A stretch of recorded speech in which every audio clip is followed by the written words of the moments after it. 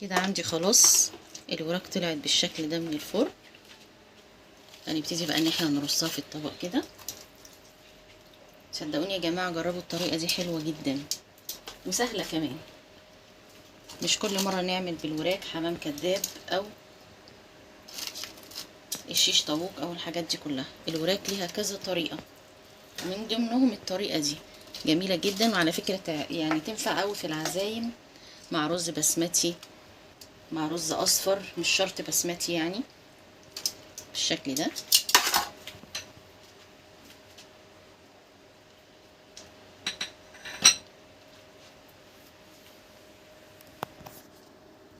لو عجبتكم الوصفة ادعموني بلايك واشتركوا في القناة وفعلوا زر الجرس عشان يوصلكوا كل جديد. وبألف هنا وشفا. تعالوا نشوف الطريقة. السلام عليكم ورحمة الله وبركاته، والصلاة والسلام على أشرف المرسلين سيدنا ونبينا محمد وعلى آله وأصحابه أجمعين. ازيكم حبايبي، عاملين ايه؟ هعمل معاكم النهاردة الوراك بتاعة الفراخ. أنا كنت جايباها علشان أعملها حمام كداب، بس بصراحة قلت أغير وأعملها بطريقة تانية، فقلت اصورها لكم معايا واشوف ايه بالظبط اللي انا هعمله ونشوف هنعمل ايه للاخر. اوكي طيب. انا عندي هنا الوراك جبتها بالشكل ده على اساس قلت لكم ان انا ايه هحشيها من جوه. شلت بقى من عليها الحته اللي هي بتبقى سمينه اللي هنا ديت، اللي هي الجلد بتاع الفراخ، وغسلتها غسله كويسه جدا وفتحتها بقى عشان الحته دي كانت مش مفتوحه قوي، كانت مقفوله كده على اساس انها تتحشي كده، يعني كانت مقفوله كده. تمام. انا فتحتها كده بحيث ان انا ايه هعملها بطريقه ان شاء الله كويسه. جبت هنا عندي طبعا بصل، 3 4 بصلات حلوين كبار كده، طحنتهم بالشكل دوت في الكبه، وعليهم قرنين فلفل احمر كده على فلفل اخضر. وعندي هنا طماطميتين كمان برضو عملتهم في الكبه بالشكل ده. عندي هنا بقى ايه؟ الملح والفلفل، كزبره، معلقه كمون، معلقه كده من القرفه، معلقه من الجنزبيل، نطرة كده من بودرة الزعفران، وتوم باودر وبصل باودر، وسنة كده من ايه جوز الطيب. هنزل بقى بكل البهارات الحلوة الجميلة دي. طبعا عندك لو ورك او 2 او 3 هتقللي طبعا الكمية كلها حسب كمية الوراك اللي عندك، انت هتعملي وتقللي المقدار اللي عندك. انا هنا عشان عندي بسم الله ما شاء الله طبعا عندي 10 وراك. انا طبعا الموضوع ده انا مش عامله ليا بس، انا عامله لناس تانية كمان، فقلت بالمره عشان ناكل كلنا بالشكل ده. وعلى فكره ممكن تعمليها وتتبليها وتشيليها كمان في الفريزر، وقت ما تحبي تطلعي منها وتعملي على طول هتبقى جاهزه معاكي كمان. طبعا انا كده خلاص عملتها. هنزل عليها بقى كده ايه بمعلقتين حلوين كده من العسل الابيض. عندك دبس رمان حطي، عندك عسل اسود ممكن تحطي برضو مفيش مشكله، بتدي تسكيره حلوه قوي للفراخ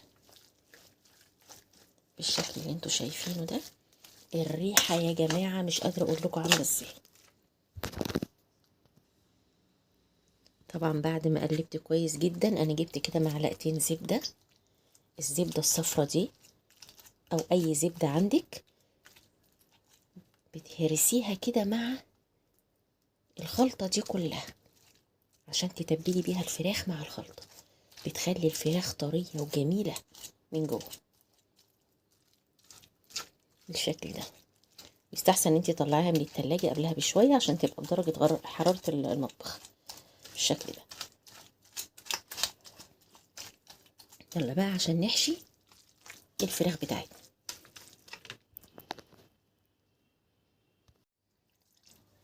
عندي هنا الوراك زي ما قلت لكم فتحاها بالشكل ده. طبعا هعصر على الوراك بتاعتي ليمونة كده بالشكل ده. عايزة تعصري على الخلطة نفسها مفيش اي مشكلة، بس انا بحب دايما اعمل كده مع الفراخ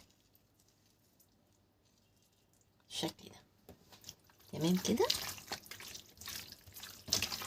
نبتدي بقى ان احنا ايه نحشي الوراك بتاعتنا، او بمعنى اصح احنا هنتبلها بالشكل ده.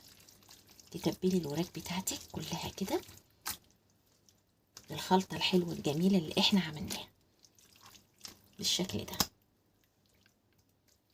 مغمغي فيها بقى الخلطة كويس قوي، علشان هقول لكم احنا هنعمل ايه دلوقتي بالوراك بتاعتنا دي. هخلص بقى الكمية كلها وارجع لكم. وبكده كنت تبلت خلاص كمية الوراك اللي عندي بالشكل ده.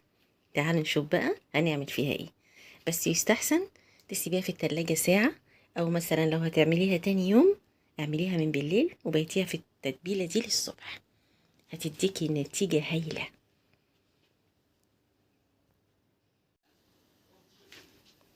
هنا بقى انا بيتها ليلة في قلب التلاجة بالشكل ده، عشان الخلطة اللي احنا حاطينها تدخل كده في كل الانسجة بتاعتها. وبعدين هنبتدي نرصها في قلب صينية بالشكل ده. حاولي تفرديها على قد ما تقدري كده في الصينية بتاعتك عشان تستوي على طول في الفرن. احنا هنسويها النهاردة في الفرن. طبعا انا اول مرة اعمل الطريقة دي، لو لقيت طعمها حلو وكله تمام هقول لكم يا جماعة جربوها، لو لقيتها مش قد كده هقول لكم بلاش. تمام. ابتدي انزل كده بالخلطة بتاعتي الحلوة دي عليها كده.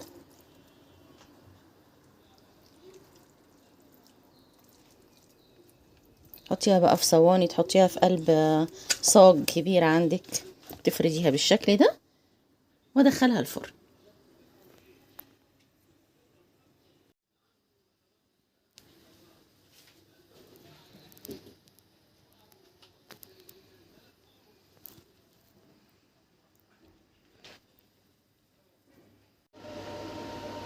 عندي هنا الوراك طلعت من الفرن بالشكل ده،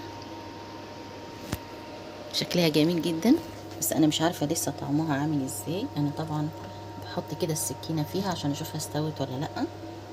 الشكل ده لقيتها جميله قوي، وطعمها كمان جميل جدا يا جماعه. اللي عايز يحطها بقى تحت الشوايه تاخد وش كده محمر شويه يحطها، مش مشكله، انما هي كده طريه وطعمها حلو قوي، جوسي جدا. بصوا